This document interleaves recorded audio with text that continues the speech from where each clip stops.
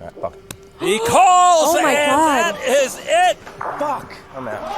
Espen turns over the boat and has planted the Norwegian flag in this main event for the very first time. My name is Espen Jorstad. I'm 34 years old from Norway, currently residing in London, and I'm a coach at Run It Once.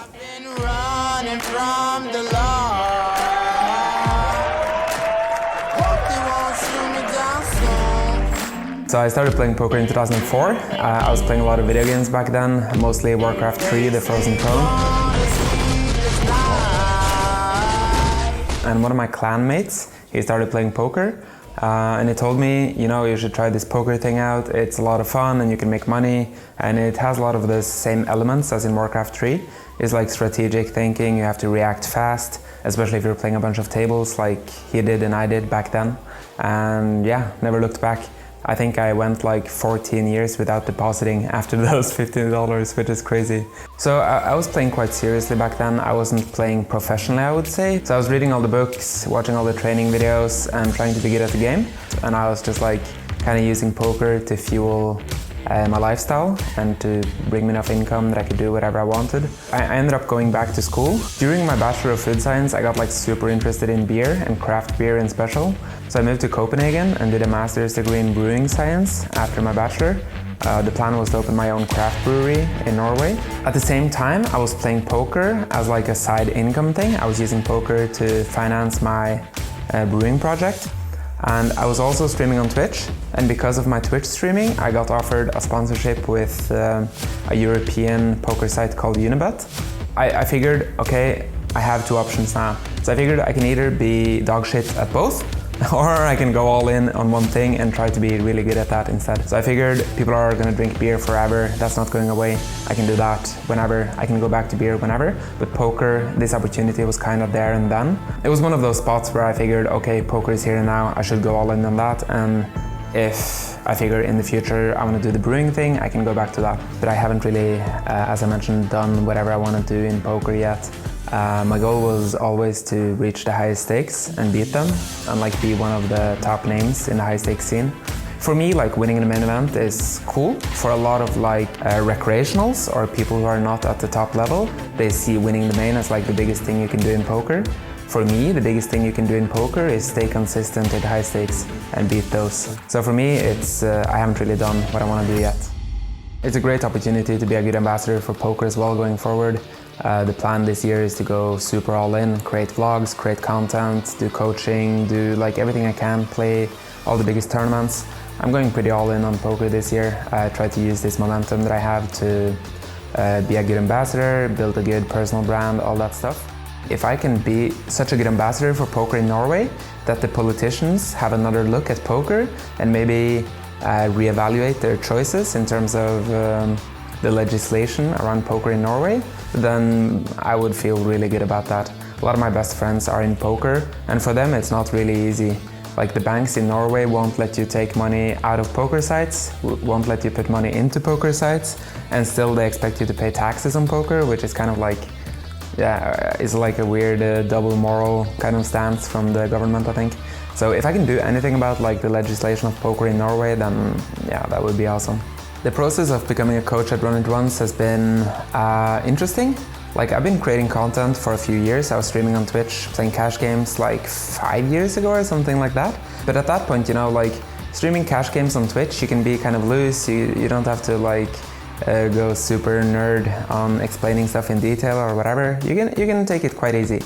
So it's a bit different creating content on a platform like Run It Once along like top pros like Phil Galfond and Seth Davies and other like high stakes crushers. You feel some pressure that the content should be of a bit of a higher standard than when you're streaming on Twitch, of course. So it was a bit of an adjustment there. I also take like a lot of pride in the content that I make at Run It Once. I want it to be proper, I want all the sims to be correct, I want everything to be like the first few videos. I only have like 6 videos on the site so far.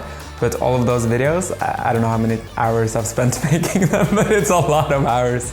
Just because I'm such like a nitpicker when it comes to all the small stuff, and it's, yeah. Studying has evolved a lot over the years. I remember when I started with poker, there was not too much to look at. There was like a few poker books, like Super System 2 by Doyle Brunson, Theory of Poker by David Sklansky, and a few other like Mason Malmuth, is that his name? And there was like a few others that had like legendary books back then, but there wasn't too much. There was no coaching sites, there was no anything like this. Since people's game has evolved by so much, and people are pretty good at the game now, people are starting to look at other ways to gain edges in the game as well. Like a lot of people are focusing on fitness, mental health. People are doing like stuff like yoga, meditation, gratitude, journaling, all kinds of stuff to like have an edge when it comes to mental game. And I feel like this is probably one of my biggest edges in the game right now, that I'm like super even keeled. I don't let emotions get too high, or I don't get tilted or whatever. I'm pretty baseline, and for poker and investing and all of these things, I think not letting emotions really influence your decision making, or to a minimal degree at least, is super key. I used to be like super overweight when I was younger. I used to be bullied a lot in elementary school and high school, I guess. And I think that's probably the main reason why I take care of myself now. It's probably mostly because of insecurities. Like the reason that I focus so much on like going to the gym now, eating healthy, all of this, is probably just mostly because of insecurities, right?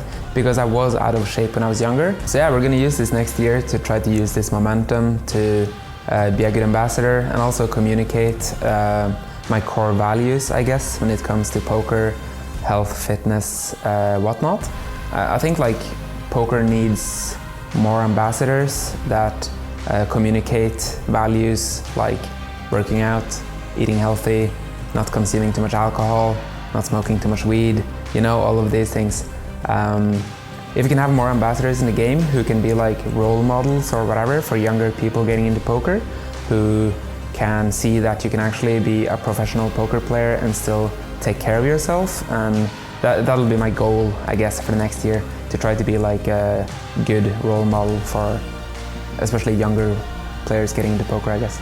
So for poker people, it's kind of easy to get out of line, I think. It's very easy to be out of line and just, yeah, live a lifestyle where you're maybe not doing what's best for your health, but you're thinking more short term, and you're maximizing life EV or fun instead of maximizing your health and your long-term progression in the game or whatever. But I think like if you can just inspire like a few people to live a bit healthier, then I mean that's already a pretty big win, right? I think so. Thanks guys for watching this video. Head over to Run It Once and check out my videos. I have a few there already, and there's more to come. Let me know what you think, and see you for the next one.